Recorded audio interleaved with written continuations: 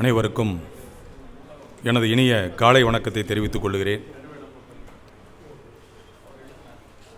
கரிசல் காட்டு இலக்கியவாதிகளிலே பூமணி கி ராஜநாராயணனுக்கு அமைச்சராக இருந்திருக்கிறார். அவர் விட்டு சென்ற பகுதிகளெல்லாம் இவர் எடுத்து வந்திருக்கிறார். மிகச்சிறந்த ஆளுமையாக திகழ்ந்திருக்கிறார். அவருக்கு அரசு மரியாதையோடு அந்த இறுதி அஞ்சலி செலுத்தியது உண்மையிலே எழுத்தாளர்களுக்கெல்லாம் மிகச்சிறந்த ஒரு பெருமை.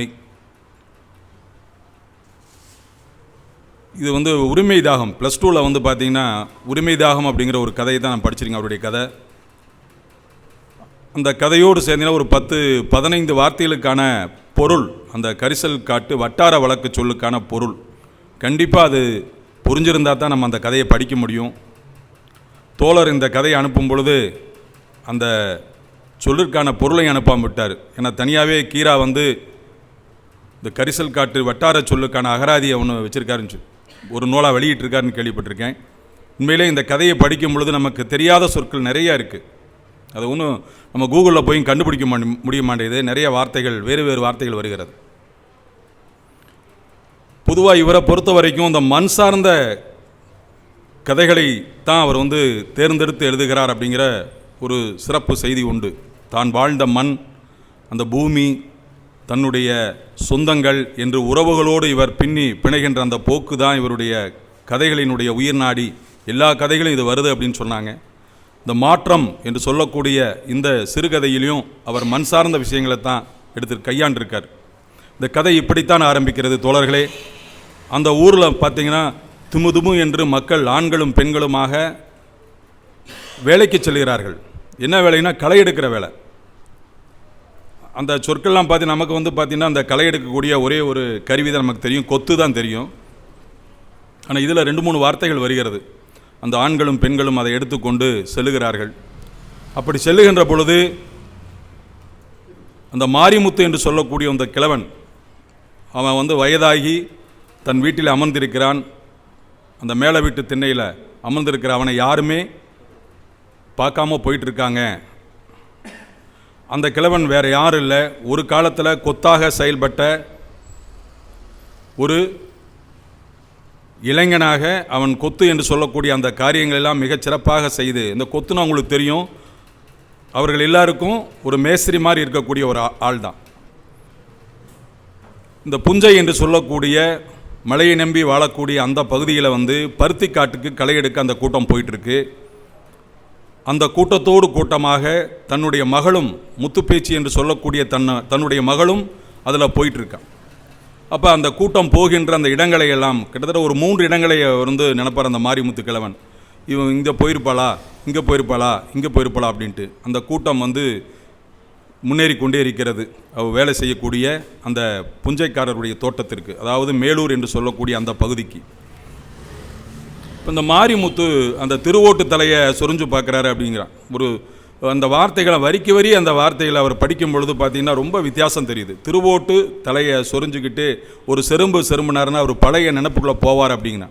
இந்த கொத்தாக இருந்த காலகட்டங்களிலே அவருடைய வயதிலே அவர் ஒரு உத்திரத்தை போல, ஒரு வீட்டுக்கு எப்படி உத்தரம் தாங்குமோ அதுபோல் அந்த ஆட்களை வழிநடத்தி செல்லுகின்ற பாங்கு, அந்த தானியங்களெல்லாம் பிரித்து கொடுக்கறது, ஒரு மூட்டையை லகவாக தூக்கி கொண்டு அவர் எந்த விதமான சிந்தாமல் அந்த மூட்டைகள் இருக்கக்கூடிய தானியங்களை சிந்தாமல் அவர் வலுவாக தூக்கி கொண்டு வருவார் அப்படிங்கிறதெல்லாம் பார்த்திங்கன்னா அவர் தன்னுடைய நினைவுகளை பின்னோக்கி திருப்பி பார்க்கிறார். வயதாகிருச்சு, வாயிலெல்லாம் எந்த பல்லும் இல்லை, ஒன்றும் இல்லை.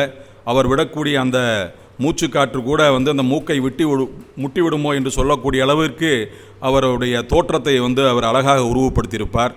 தன்னுடைய மனைவி கோமதியை உள்ள தேடி பார்க்குறாரு. அந்த அம்மா இந்த புறாக்கள் கணைக்கின்ற மாதிரி புறாக்கள் சத்தமிடுவது போல் அந்த வீட்டுக்குள்ளே 2 பேருமே வயதான கிழங்கள் என்று தான், பழங்கள் என்று தான் அவர் அங்கே அறிமுகப்படுத்துகிறார். அவங்க பேசுகிறதுக்கு ஒன்றுமே கிடையாது. தான் முன்னாடி வாழ்ந்த அந்த நிகழ்வுகளை அவர்கள் பேசி கொண்டிருந்தால் மட்டும் போதும். இவருக்கு ஏதாவது ஒன்று பேசணும் அப்படிங்கிற ஒரு ஆசை மனசுக்குள்ளே வருது. இந்த கூட்டத்தை எல்லாம் பார்க்கின்ற பொழுது அவர் இந்த ஊரில் அந்த டயத்தில் பார்த்திங்கன்னா எல்லாருமே போயிடுவாங்க, சின்னஞ்சிறுசுக்கு எல்லாருமே அந்த கல்யாணுக்கு போயிடுவாங்க அப்படிங்கிற ஒரு விஷயத்தை சொல்லுவாங்க. ஏதோ 2-3 வீட்டுக்கு வயதான பெரியவர்கள் தான் இருப்பாங்க, யாருமே அங்கே இருக்க மாட்டாங்க அப்படின்ட்டு. ஆக தன்னுடைய நினைவுகளை எல்லாம் சொல்லி கொண்டிருக்கும் பொழுதே தன்னுடைய மகள் அந்த முத்துப்பேச்சினுடைய நினைவு வருகிறது. அவளுக்கு ஒரு 20 வயசு இருக்கும். நல்ல உள்ளங்கையில் அடக்கி கொள்ளுகின்ற அளவிற்கு ஒரு சித்துமுகம் என்று சொல்லுகிறார். நல்ல பெண் வந்து அடக்க ஒடுக்கமாக அவர் யார்ட்டையும் பேச மாட்டாளாம்.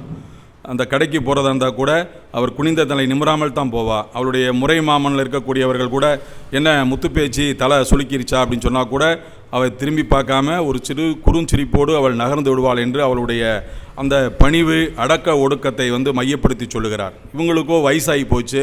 எப்படியாவது ஒரு நல்ல பையனுக்கு நல்ல மகராசனுக்கு அவளை கட்டி கொடுத்த விட வேண்டும் என்று சொல்லக்கூடிய நினைப்பு தான் ஒரு தகப்பனுடைய ஸ்தானத்திலேருந்து அவருக்கு துடித்து கொண்டே இருக்கிறது. பாவம், நமக்காக வந்து இந்த பிள்ளை கஷ்டப்பட்டுட்டு இருக்கா, நம்ம கண்ணை மூடுறதுக்குள்ளே அவளுக்கு ஒரு கல்யாணத்தை செஞ்சு வச்சிடணும் அப்படின்ட்டு ரொம்ப ஒரு தந்தையினுடைய போக்கு, ஒரு பிள்ளையை பெற்ற ஒரு தந்தையினுடைய போக்கு அந்த மாரிமுத்து கிழவனிடம் மேலோங்கி இருக்கிறது.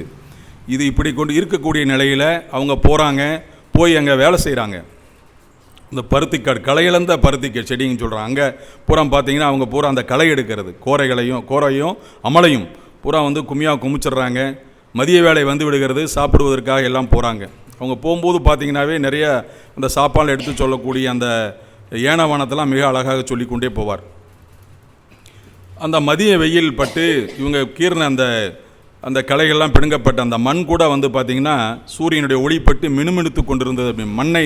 ஒரு மண் சாதாரணமாக நம்ம வந்து களை வெட்டிட்டு இருக்கக்கூடிய அந்த தோட்டங்கள்லாம் பார்க்குறோம்.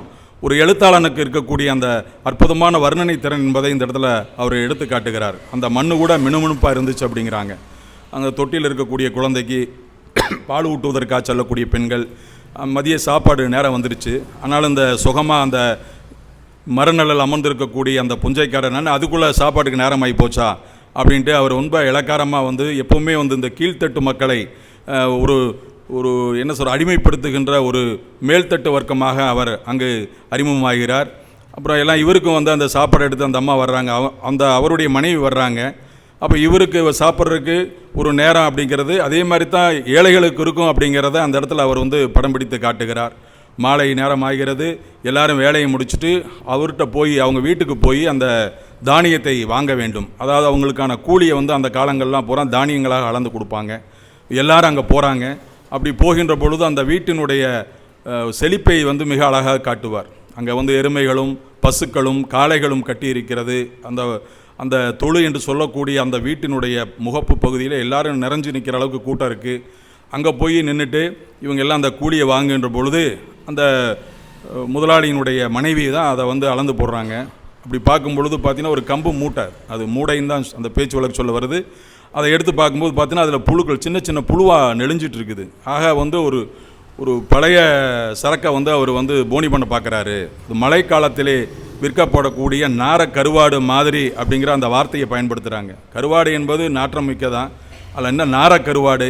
அப்போ அந்த மூட்டையை பார்த்தோன்னே இவங்களுக்கெல்லாம் முகம் சுளிக்கிறது. யார்? இந்த கூலியை வாங்கக்கூடிய பெண்களுக்கெல்லாம் என்னடா இப்படி இருக்குது அப்படின்னு எல்லாருமே மனசுக்குள்ளே நினைக்கிறாங்க. யாரும் சொல்ல மாட்டாங்க. அப்படி இருந்தும் ஒரு 2 பேருக்கு எடுத்து போட்டுருவாங்க. ஆனால் இந்த முத்துப்பேச்சி சும்மா இருக்க மாட்டா. அப்போ என்ன செய்வா அப்படின்னா தன்னுடைய உரிமையை விட்டு கொடுக்காத நிலையில் அவள் வந்து பேசுவா. என்னங்க, நாங்கள் வந்து இவ்வளோ தூரம் கஷ்டப்பட்டு வந்திருக்கோம், நீங்கள் எங்களுக்கு வந்து இந்த மாதிரி ஒரு இதை கொடுக்குறீங்க அப்படின்னு சொல்லும் பொழுது தான் இந்த புஞ்சைக்காரர் வந்து யார் அது அப்படின்னு கேட்கும் பொழுது சொல்லுவாள். இப்போ அந்த வாய்க்குள்ள நாக்கு வந்து அடங்கி கிடக்காதா அப்படின்னு சொல்லுவாங்க. அத்தனை ஆண்கள் இருக்கக்கூடிய இடத்துல வந்து ஒரு பெண் வந்து தன்னுடைய உரிமைக்காக இல்லை, மக்களுடைய உரிமைக்காக குரல் கொடுக்கிறாள் என்பதே ஒரு மிகப்பெரிய விஷயம்.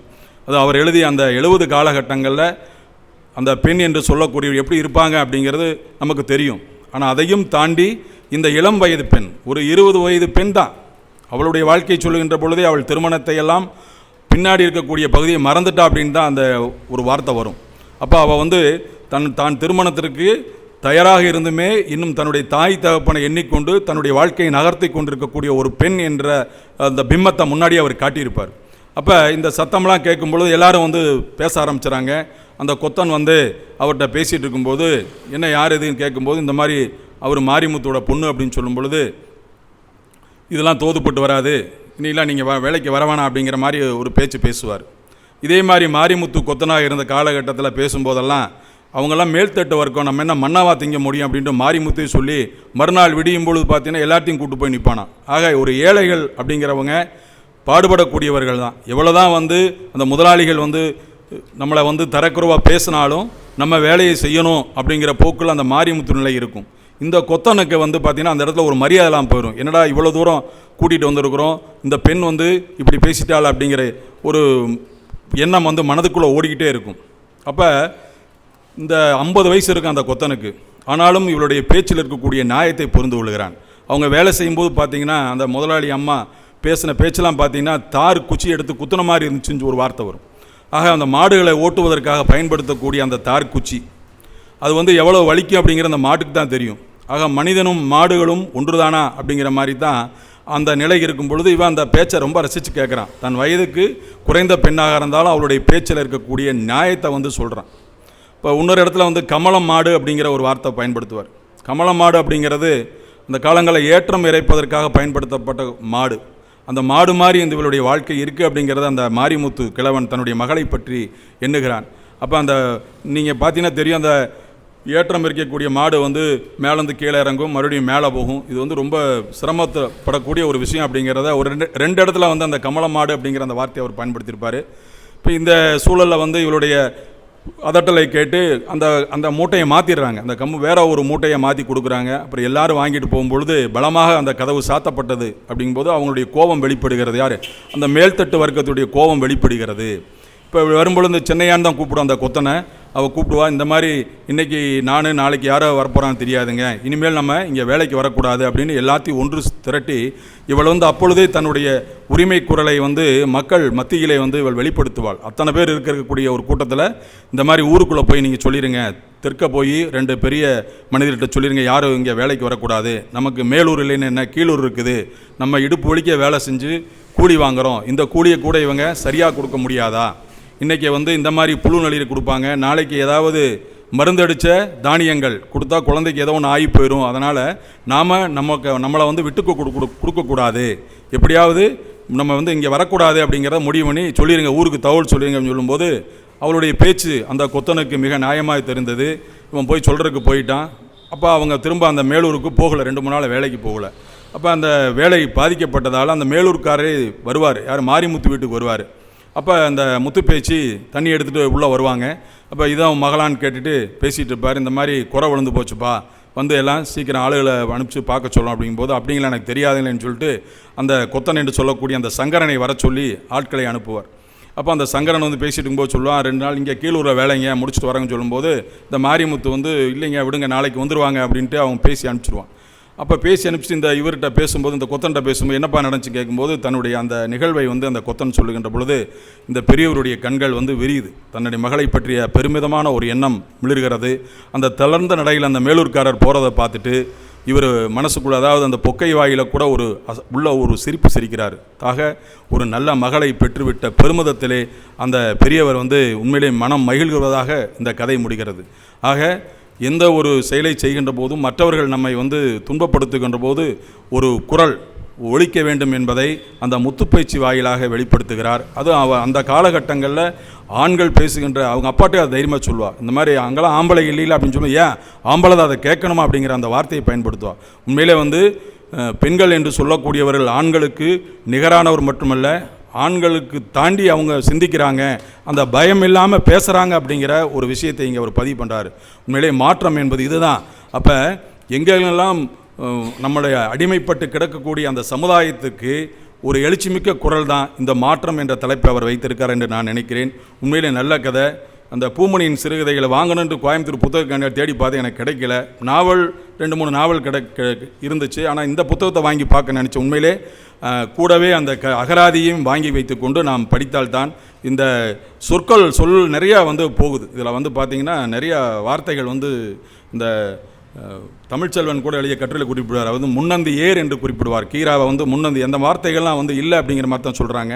ஆக அந்த அர்த்தங்களை புரிந்து படித்தால் உண்மையிலே வந்து இந்த இது போன்ற கதைகள்லாம் நம்முடைய மனதில் ரொம்ப பெரிய பாதிப்பை ஏற்படுத்தும். ஒரு சின்ன சின்ன கதைகள் இருக்குது, ஆனால் அவர் ஏறத்தாழ ஒரு 53 கதை சிறுகதை எழுத சொல்கிறாங்க.